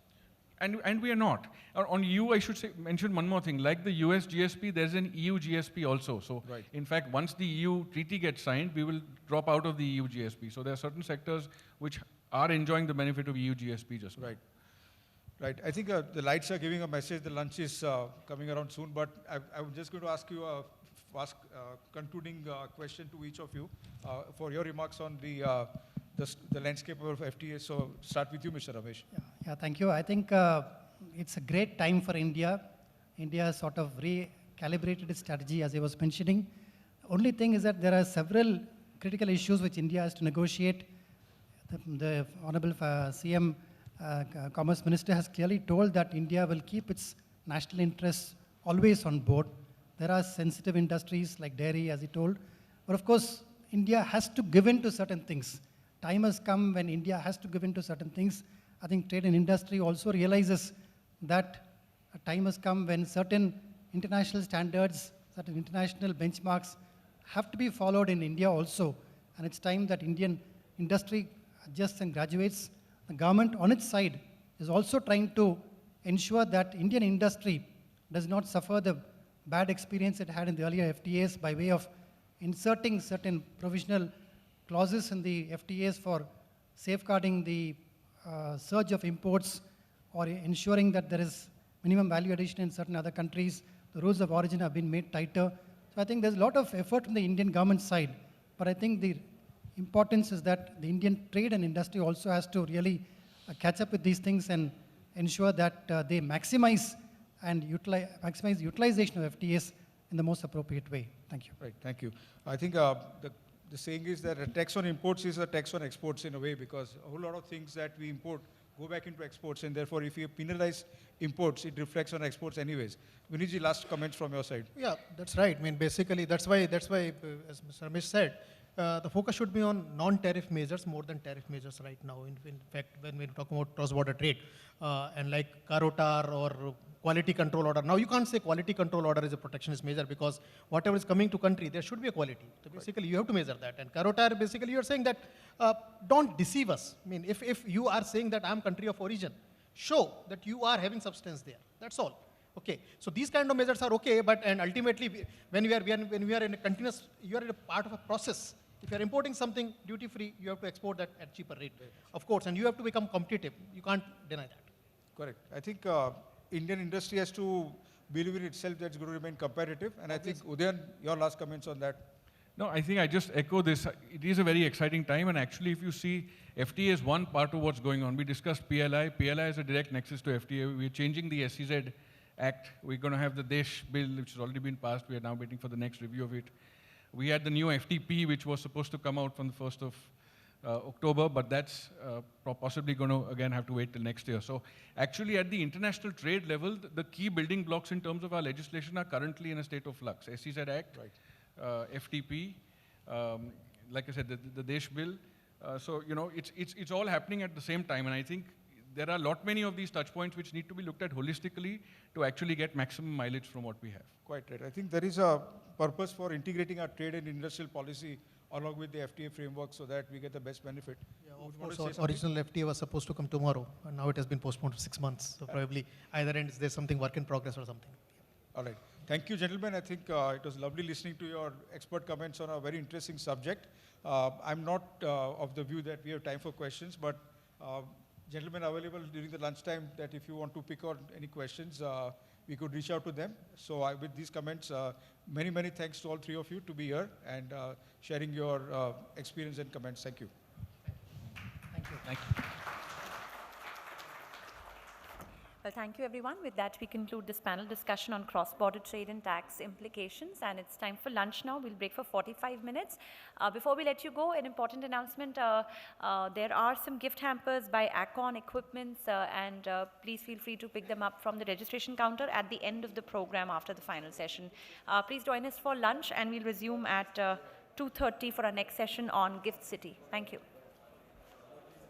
Good afternoon. After that power-packed lunch, I'm sure everyone's energized for our next session. We now have a panel discussion on Gift City, and the session will be moderated by Mr. Suresh Swami, partner Pricewaterhouse and Company LLP. I request all of you to please put your hands together and join me in welcoming him, Mr. Suresh Swami. We just had some lunch. Let's show some energy here. And I'm also going to invite on stage Mr. Dipesh Shah, Executive Director, Development International Financial Services Centres Authority with the Government of India. Mr. Sandeep Shah, Head of IFSC Department with the Gift City. Mr. A. Balasubramaniam, Managing Director and Chief Executive Officer, Aditya Birla Sun Life AMC Limited. And Mr. Pranay Bhatia, Partner Tax Regulatory Practice with BDO India is also joining us this afternoon. So once again, a distinguished set of panelists to talk to us about Gift City. Before we begin formally, I'm going to request Mr. Suresh Swami to kindly welcome Mr. Dipesh Shah with a floral bouquet on behalf of all of us here at ASSOCHAM. We'd like to thank Mr. Shah for joining us this afternoon, sparing some of his most valuable time, and agreeing to be a part of this panel. Thank you. And without any ado, I'm going to hand it over to the session moderator, Mr. Swami, to take it forward from here. Thank you. Thank you. Good afternoon. Good afternoon. I don't think people are awake. Yes. Yeah, I met a participant here, delegate here, and he did mention this, that you are going to find it extremely difficult to keep everyone awake. So you have to make your best effort. So I'm trying, but when I reflect on my panelist here, I don't think I have that much of a challenge.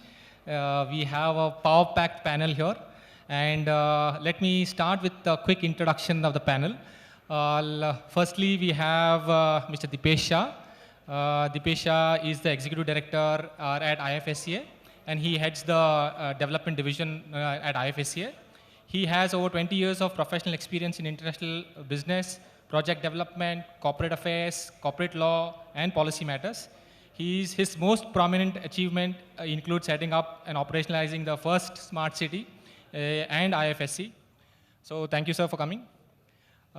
We also have Mr. Balasubramaniam, MD and CEO, Aditya Birla Sun Life AMC.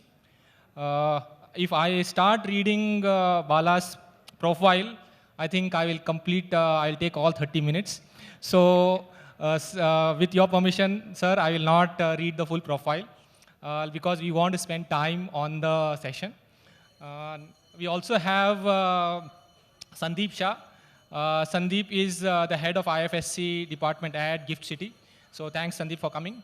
And we also have Pranay Bhatia.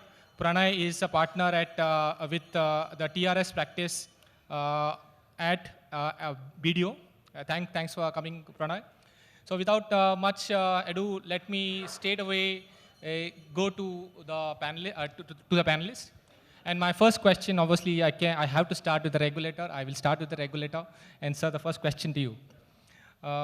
So you have spent a lot of time and you've seen the entire Gift City stroke IFSCA growing. So, and we have here a set of participants who are not from the financial services sector. And many of them would probably want to know, first of all, what is Gift City? What are you doing there? What kind of regulations have come in here? How is it relevant for non-FS players also? Sir, if you can just touch upon that. Thank you. Thank you, Suresh, and thank you, ASSOCHAM, for organizing this. I think very important that people sitting in this room are part of, as you said, not from financial services, but I understand a lot of them are from tax and tax background. So I do understand that they know the subject very well. And every time when we try to do something in Gift City, some or the other person will come back and say, still in tax, this is missing. So I think this is the community which we work very closely in order to align our tax regime with the international best practices. But I think you ask very important question. At times, we do get a question that what is Gift City? I think from the perspective of an India, as you know, it's a very large domestic economy. And in that now, the government of India has carved out a zone which is for all practical purpose been declared as an offshore zone within India. So you can imagine whole of India and you can imagine one small area carved out from that part considered as an offshore India. When I say offshore India, what does it mean? It means from a foreign exchange management perspective, the FEMA regulations, this zone is declared as a non-resident zone. So anyone setting up an entity in an IFFC from a FEMA perspective becomes a non-resident. However, from the income tax or from the Companies Act or from the law, legal, this is part of India. So while we are offshore from FEMA, RBI, we are when you register an entity there, it gets registered under the Indian Companies Act. So sometimes there is always a confusion in the minds of the institutions coming in. I'm in offshore, but I'm Indian company. I'm in offshore, but I am in tax resident in India. I think we should understand why this was required.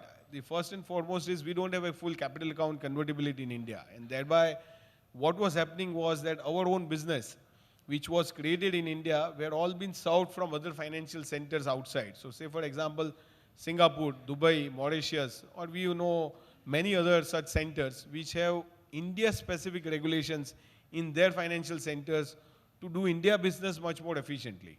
I think you all would agree that if we do such a large efforts to create business opportunities, why on a platter these opportunities should be given to the other financial center?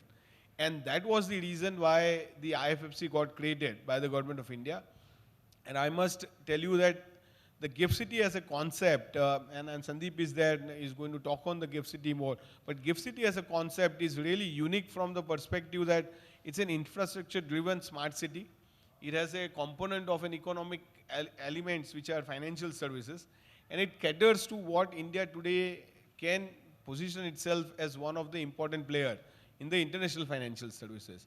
So I will put it gift city as a center or a city which is more focused on a smart infrastructure, which is focused on a financial and international financial services, and which is an IT-driven center, which is helping services to be delivered both to domestic India and to offshore. And for this, I think there are a lot of enablers being created, and we talk more as we proceed on the panel. But I think most important enabler, as I said, is an offshore within India. And the reason of creating this is we should onshore those financial services which have gone outside back to the offshore financial IFFC. Thank you, sir. So Sandeep, Deepesh mentioned about Gift City being smart city.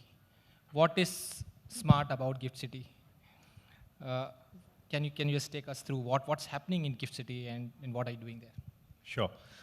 No, I think as from the day one, the objective has been to create it as a global financial and IT services hub. And as Deepesh rightly mentioned, India has a huge demand for the international financial services. And till recently, such demand was served by the other global financial centers. Now the question was, how do we create the platform or the infrastructure or the ecosystem so that we can actually provide the same level of services from Indian shore? And that's how the concept of IFSC came. More from the Gift City perspective, it's integrated smart city development project. So while the IFSC, the financial center, is the heart of the city where most of the activities are happening, but the mandate has been from the day one is to make it at par or above than the other global financial centers. And we realized that to achieve that, there are 4 to 5 key components which would require GIFT to focus on so that it matches the other global centers. The one was infrastructure. The second was regulation. Third was tax. Fourth, basically the talent. I think because the financial services and specifically the international financial services would require very specific talent. And the fifth is the dispute resolution mechanism. And I think I'm happy to share that Government of India and Government of Gujarat have worked towards achieving all the 5 components. More from the infrastructure perspective, while we will discuss more in detail about the regulations, tax, and some of the activities which are happening. But the another important point and where Gift City actually matches the other financial centers in terms of the infrastructure facilities, where can you imagine a city where all the utilities are below the ground? So there is no work in progress board for any maintenance activity. There is a city where the drinking water is at the tap level, so you can drink water from the tap from any of the commercial or residential facilities. There is no manual intervention for collecting the waste throughout the city. So there is a automated waste collection system created in the city which provides the complete automated waste collection and segregation system. And I think these facilities have ensured that our city provides the financial center provides the right kind of infrastructure. At the same time, where the regulations and tax have also been aligned with the other financial centers. And that has played a very important role to bring the right kind of institutions in Gift City today. And probably the global financial services companies, when they are looking at establishing their global operations, India's IFSC at Gift City is now the preferred location and choice for them to look at considering all these enablers. Thank you. Thanks, Sandeep. So coming back to you in terms of regulation, what are the regulations which have been enabled? What are the type of players you're seeing coming into Gift City? And what is in there for future? What are the other things you're working on? I think, as Sandeep rightly said, out of 3 components in terms of the regulation, tax, and the dispute resolution were the pillars to set up a financial center. I think if you compare Singapore today, why Singapore is doing so much of India business is because the regulation and tax have been sorted out. From a financial center perspective, the entire ecosystem, say for example, banking, capital market, insurance, other enabling activities like asset management, even aircraft leasing, ship leasing, these all the regulations have been brought in to existence into the financial center. This center now have a unified regulator. I don't know how many of you are aware of the fact that in 2019, the Government of India passed International Financial Services Center Authority Act. And now the GIFT City has a single window, a unified regulator, combining the powers of RBI, SEBI, IRDA and PFRDA into one. So we are a unified regulator of that zone, which is that any entity coming in don't need to go to any domestic regulator for obtaining and doing business in the International Financial Services Center. And our regulations are more aligned now to the international best practices. That is, our regulation looks more outward, not from the perspective of what is happening in domestic India, because that domestic India, the mandate is obviously the depositors' interest, the resident individuals' interest and all. Whereas the International Financial Center mandate is more to ensure that we participate in the global opportunities, and thereby the regulations are more aligned to the international best practices and IFFC is concerned. Today, as I speak, we have a 340 plus financial services firms licensed in the IFFC under the IFFC authority umbrella. More than 5,000 people are operating in the IFFC zone itself. Overall in GIFT City, close to 15 to 17,000 people are working. In terms of the banking asset size, we have close to $32 billion of banking asset size, which includes all the foreign banks, most of the foreign banks participating there now. Most of the Indian banks have their offshore banking unit in GIFT now. You have 19-20 insurance firms and close to 50 to 70 capital market entities, including 2 international exchanges operating in the IFFC zone. Now, when all these are operating, I think the question in the minds of this audience would be, how does the tax operate for them? Or what is that they get in terms of opening there? See, we all know that when you go to DFC Dubai or we go to the other financial centers, they give you a 50-year tax holiday to set up an office there, and you get a 50-year tax holiday. So what is happening is that you will export your India business to Dubai to do India business from there, which means business is exported and jobs is also exported to other financial centers. What Government of India, with the support of the CBDT Department of Revenue, I think they could visualize that we don't want our jobs to go out. So we have now a tax regime in GIFT City, which is out of 15 year, you can choose any 10 year. There is 100% profit exemption from, tax exemption from your profits. So there is no tax out of 10 years is a zero tax. No MAT and no CTT and no STT when you trade on the international exchanges in IFFC. So from that perspective, an IFFC now provides a very competitive tax regime to do international business. And which is testimony to the fact that now you have so many entities coming in to set up, whether their fund entities are concerned or whether their banking operations are concerned. So I would consider that now we are able to ensure 2 things. One, if someone wants to open a new fund, why would you have to go to Mauritius? You can set up a fund in GIFT City, you can have global investors coming in that fund, and you can invest into India. Currently today, as I speak, we have 35 funds licensed with $6.4 billion of investment coming in that fund, which will be invested into India. So say for example, we did not have a GIFT as a concept, that this fund would have been operating from Mauritius and would have invested into India. So now you are creating, I think Bala is here, I think he is creating the principal officers, the managers, the compliance officers, all jobs he is creating here rather than creating in Singapore now. This is, I think, a change which is coming to India, that first time we are now able to participate in this opportunity, which otherwise we were only the taker of those financial services from other financial centers. Thanks, sir. And that leads me very well to the next question which I have for Bala you. So sir mentioned that you have funds, you already have set up some presence in GIFT City. So when you started this journey to look at GIFT City, IFSC, what did you see? Now when you have come so long, what's the response from the investor you're seeing? And what are your future plans as far as GIFT City is concerned? Sure. think one, we as an asset management company have got a long years of experience operating in the offshore market. First, our setup happened in Mauritius. Then we set up in Singapore. Then we set up in Dubai.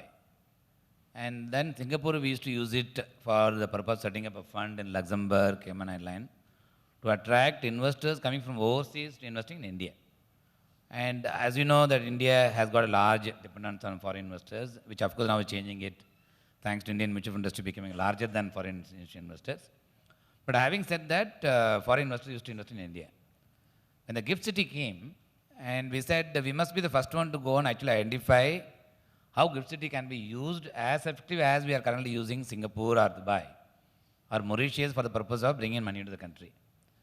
And when I actually went and met him as part of the regulator, then Injeti Srinivas, when he joined from MCA to head the GIFT City as a chairman, we went and made a presentation and gave suggestions on many things.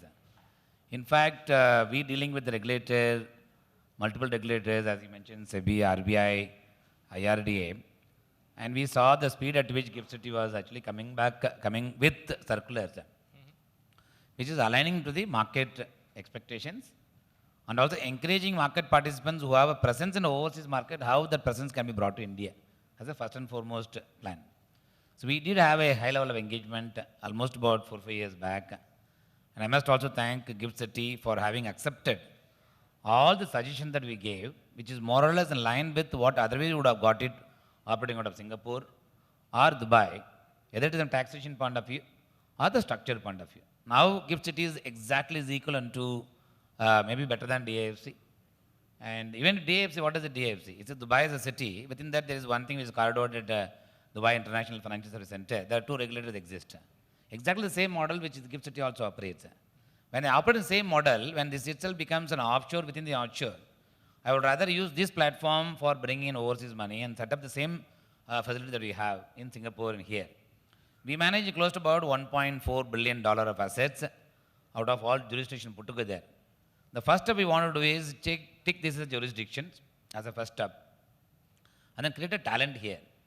And the cost of operation, which otherwise incurring, the cost of actually operation in Singapore or Dubai is 3-5 times higher than the cost of operation I have in GIFT City. So that's something again we are going to save it. Second, from investors' point of view, they are greater comfort, given the high credibility that India is enjoying, they have greater comfort as long as the operating model is remains the same as actually the operating model that we have in overseas market. That's something again GIFT City is offering. So as a fund house, I've been very clear about do all the existing activities as long as there is no bar on us to bring those money into the country and move to the GIFT City. At the same time, all the new products that we are looking at launching offer to the GIFT City, for which now we have a license. We have taken a license under the PMS. And of course, with the regulator, we are also working towards getting a license for retail assets building. The moment we do that, we will not be able to actually get money from Indian investors to GIFT City to invest in the overseas market. At the same time, attract overseas money into India through the GIFT City and invest in the Indian market, both on the bond market and equity market. And taxation-wise, I think they have multiple number of times they given a clarification. The tax status will remain as the same as we operate in the overseas market, which is the 10-year holiday they are given. I think that clarifies most of the stuff. I think all of them now come to a stage, the last 1.5 years, the progress has been made big time. I think I would only assume that we will only get more and more progress being made in terms of physical assets moving here, more and more people coming here, cut down some of the costs that we are incurring overseas market. And that's the way I think we are looking at improving the operating model. Sure. Thanks, Bala. Pranay, coming to you. I think Dipesh sir talked about tax. Bala also referred to tax. Can you just articulate for us what is the 10-year tax holiday? Apart from this 10-year tax holiday, what else is there, say from fund management standpoint or from any other industry standpoint? Sure. Thank you. I think when Suresh told me that I need to cover tax, I was wondering actually, if everything is exempt in GIFT, income tax is exempt, GST is exempt, what am I going to talk about on tax? So in that sense, I was just wondering. But maybe 2-3 points. I think one, I think rightly Dipesh also outlined and Mr. Bala also outlined that the units operating in an IFSC enjoy a tax holiday where they can choose a holiday period of 10 out of 15 years. What is important is A unit in an IFSC is the language under the act. So, you could set up a company or an LLP, or maybe even if you have an existing company, you could set up a branch of that entity in IFSC, and therefore that unit which is now set up in IFSC can continue to enjoy this exemption for 10 out of 15 years.